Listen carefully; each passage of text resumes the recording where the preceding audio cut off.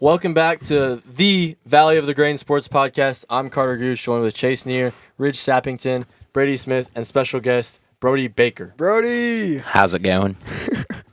Today we're going to be going over Grain Valley sports.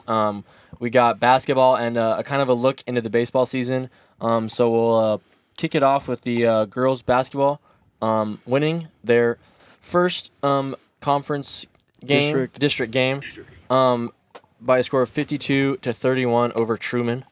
And then they ended up losing their next game to Columbia Hickman. Good season for the girls. What are y'all's thoughts? They had low expectations going in because they lost Grace, but they still stood their own and did really good.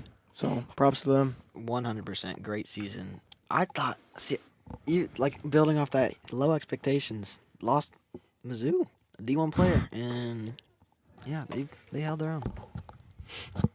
We had 5 all-conference players. Finley LaForge, all-conference, honorable mention. We had Megan Canoes, second-team all-conference.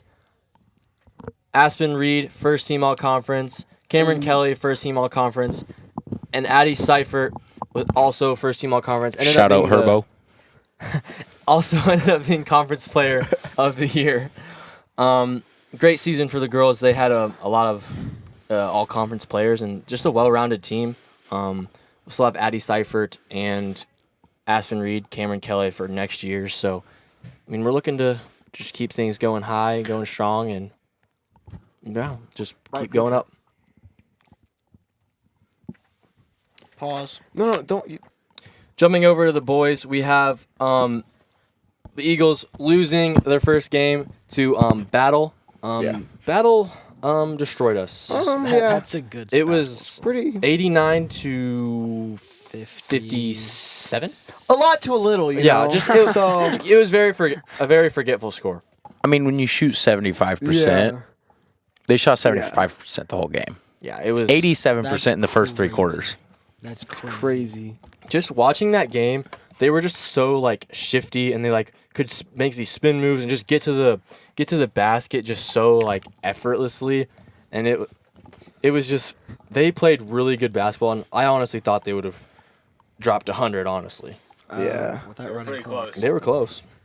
With that running clock, maybe. But, I mean, props to Herbo and the boys. And, decent little season. Not as well as they would expect or want, but held their own against a lot of teams, a lot of good teams. Still had a winning record, so good job to them.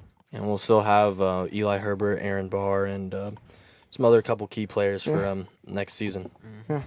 But now we can flash forward to our preview for the baseball season. So, Brody, do you want to start that off? Yeah. I mean, this year, obviously, we lost some key guys last year. Our 3-hole, or 2-hole, Avery Garman was he's at Rockhurst now, and then Pierce Booslow, which was our top 2 pitcher last year. He's at Highland this year. Alex Snyder's at State Fair this year. We lost all of them. They were all great for us last year. But, I mean, coming up, we have a junior, Dennis Leonard. He, in one of his preseason videos, he was throwing 89-92.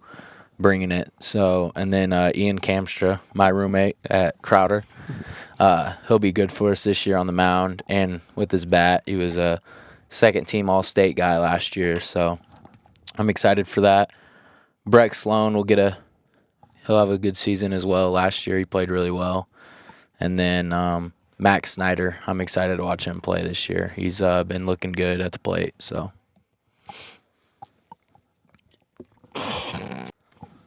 Well, Brody, you tore your ACL during the summer, so you unfortunately won't be able to participate in the majority of this season. But I've heard that there's a slight chance that you may be able to come back for the end of the season.